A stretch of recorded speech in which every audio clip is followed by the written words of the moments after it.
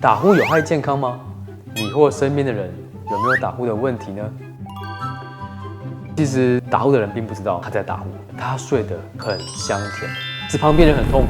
大家都有这种感受，要么你会打呼，但有人比你更大声，你睡不着；要么是你是那个打呼的人，吵别人睡不着。打呼到底原因是什么？非常复杂，但我们就先讲一个，鼻塞容易打呼，鼻子塞住之后用什么呼吸？用嘴巴，嘴巴张开之后，舌根后倒，空间变小，往后躺，舌根更下压，因为重力的关系，所以两个加成在一起，打呼就非常大声，因为空间变狭窄，气流经过的时候就会非常大的声音跑出来。所以鼻塞永远是处理打呼的第一步。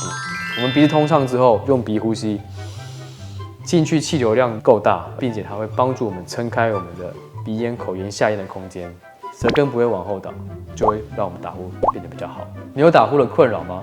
如果有的话，欢迎在底下留言，等医师会针对这些问题，我们会做一些整理跟回复。